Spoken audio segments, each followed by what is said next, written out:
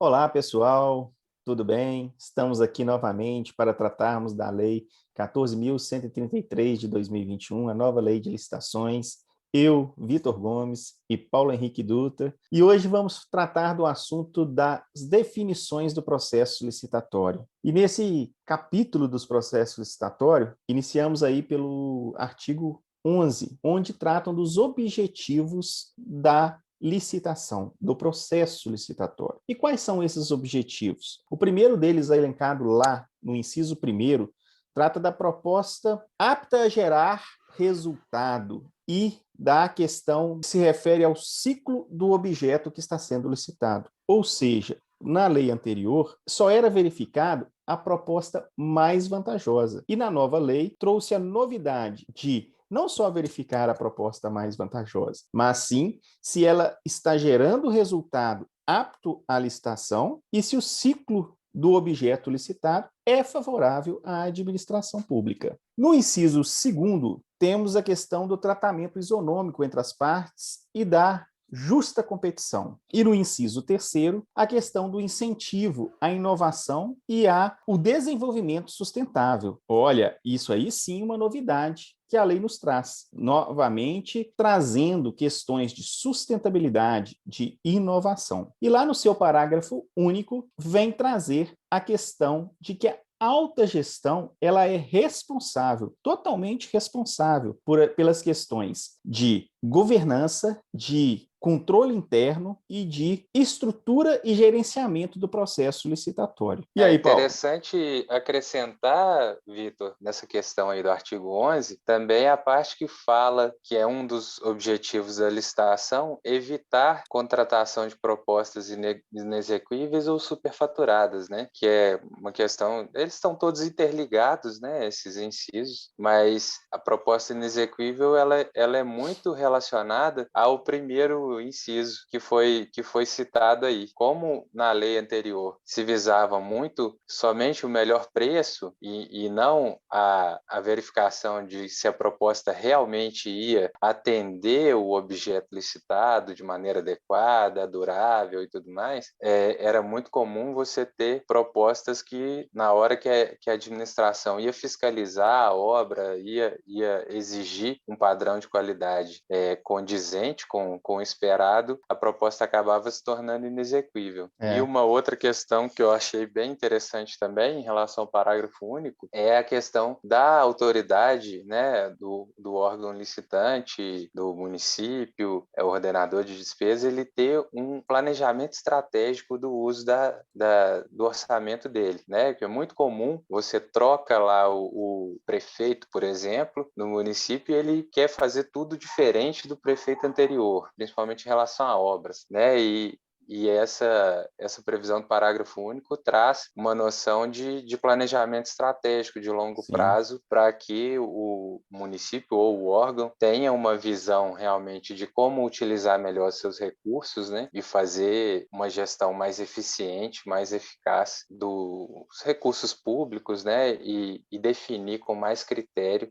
o que vai ser feito, né? Em termos de contratação, ao longo da gestão dele. Bom, e dando sequência, vamos tratar agora do artigo 12, que trata dos requisitos do procedimento licitatório. E de interessante, selecionamos alguns pontos, entre eles a questão do desatendimento às questões meramente formais, que não afetam a aferição da qualidade do licitante ou da compreensão do conteúdo da proposta apresentada por ele. Exemplos claros disso era quando haviam erros na propostas meramente formais de soma, de identificação da unidade de medida dos produtos e os fornecedores, né, o licitante era desclassificado, desabilitado do procedimento licitatório, não podendo dar aí continuidade à apresentação da proposta, o que trazia prejuízos para a administração pública, porque às vezes ele tinha sim um produto de qualidade e um preço competitivo para estar melhorando ali o resultado da licitação. Em seguida, nós temos o inciso 4, que trouxe uma questão da declaração de autenticidade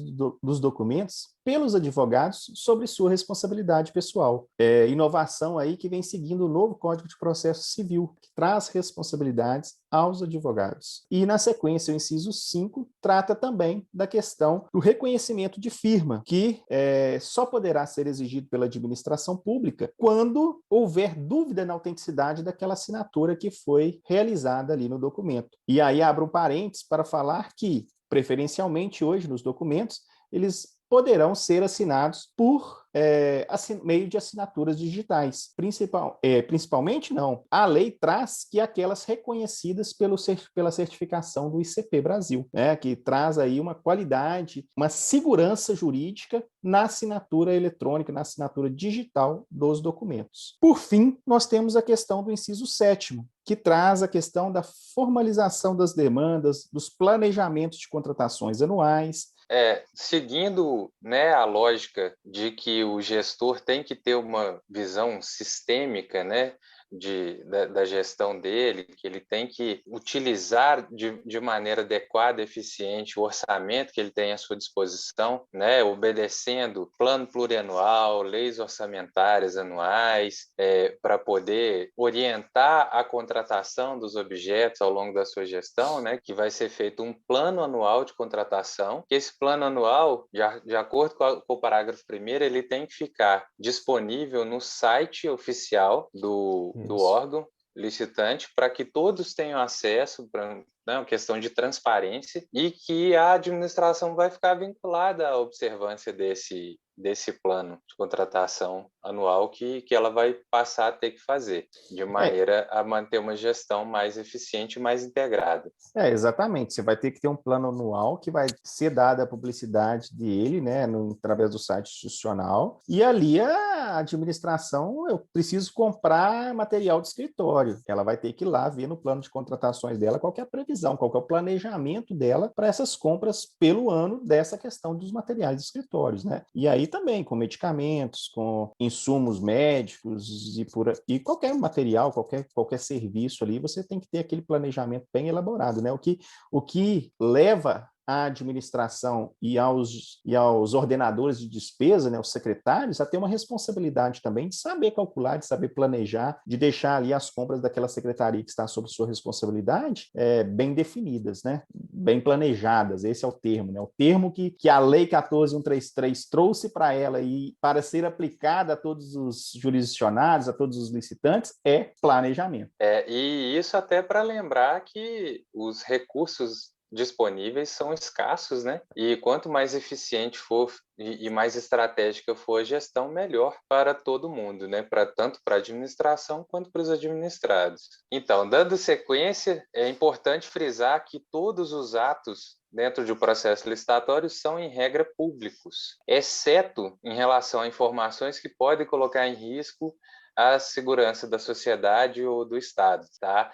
Existem duas outras exceções na lei, na verdade não são nem exceções, são diferimentos da publicidade das propostas, no caso, dependendo da modalidade de licitação, a proposta ficará sob sigilo até o momento da sua abertura, e do orçamento sigiloso previsto no artigo 24, que quando a administração entender pertinente, conveniente, ela vai fazer um orçamento sigiloso em determinadas licitações. Lembrando que esse orçamento sigiloso não pode ser utilizado quando a licitação tiver, por critério de julgamento, o maior desconto. Sobre o artigo 14, ele vem trazendo os impedimentos para a participação de pessoas na licitação, no certame, seja direta ou indiretamente. Quem são essas pessoas que estariam impedidas de participar da licitação? Primeiro, o autor do anteprojeto, projeto básico, ou do projeto executivo,